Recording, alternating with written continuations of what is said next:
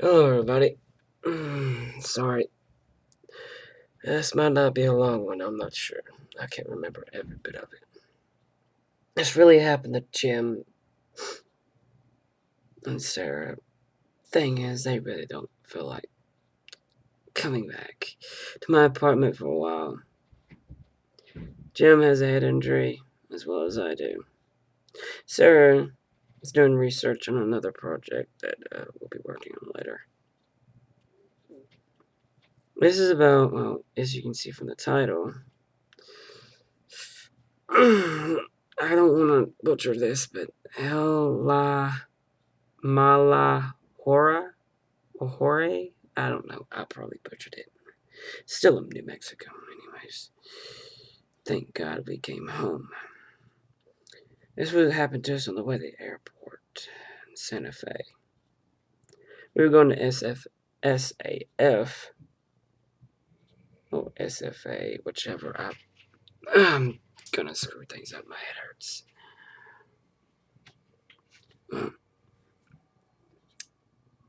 How did I learn about this legend? Well, not from first hand. I didn't find out the name of the legend until I got home. They were driving down to Santa Fe on the highway. I don't remember how far we were or wherever. I think we made a couple of stops. Like I said, I was passed out in the car most of the time. I need caffeine. Uh, we were headed down.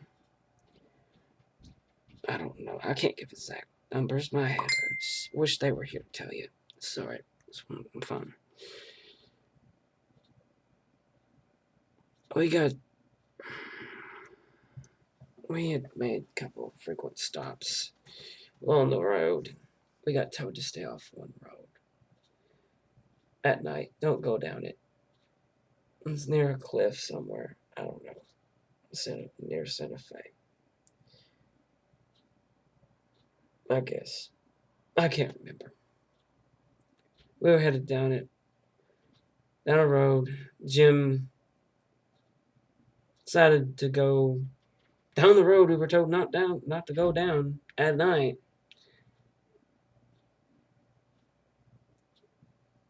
He's cruising. We're jamming to some of his music, and Sarah turns off the music and points.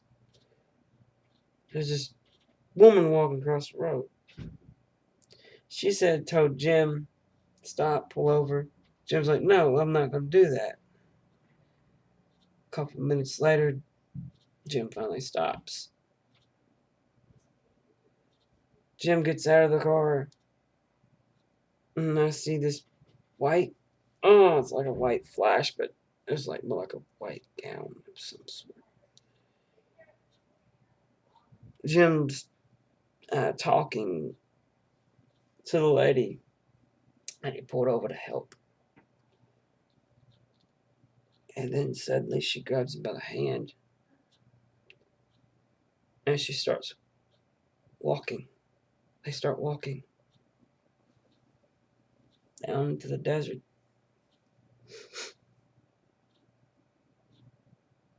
They're walking, and I see them in the distance. I pass out again.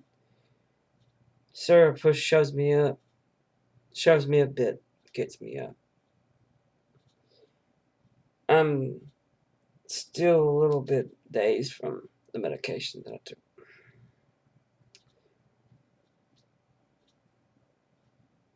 Minutes before, she says, we need to go get Jim. Jim's walked off. We don't know where Jim's at. I look at her, are you serious? She said, yes. I said, okay. So we go looking for Jim. And I don't know what it was, but when we catch up to him, I doze off a bit. Sarah wakes me up. So we gotta go find Jim. So we walk about a good 30 minutes later. It starts dawn, starts And then I see her and Jim in the distance. We chase after her. I'm running and I know I shouldn't be.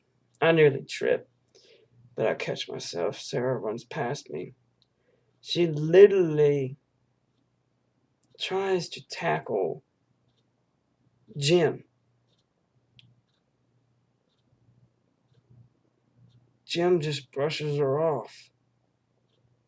Then, as stupid as this was, okay, that hurt. Shouldn't have talked so loud.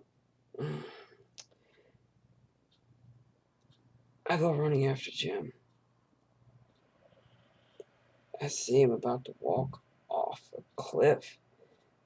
I tackle him from behind. Shouldn't have done that. He hits his head on a rock. Great. So we gotta wait an hour or so before I can get my composure and Sarah can get hers to get Jim and drag him back to the car.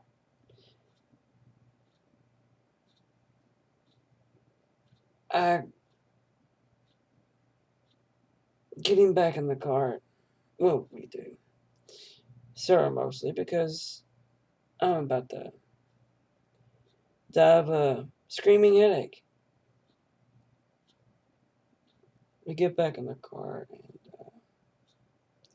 I get in the passenger seat and pull the seat back and then keep my composure. Finally, my head starts hurting after 2 hours.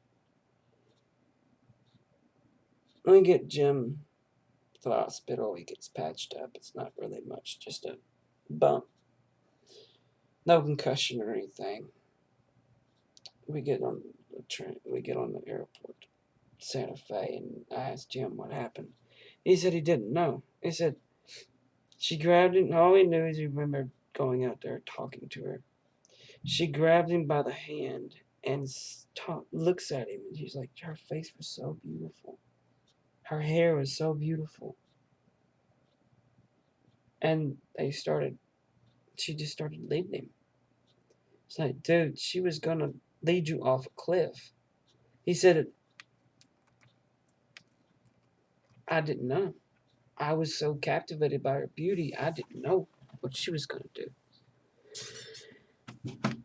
And then when I got back to my apartment, I looked up the Mexico ghost stories of sorts. And it says, some stories say she is a beautiful woman with long hair dressed in white, walking along the side of the road at night.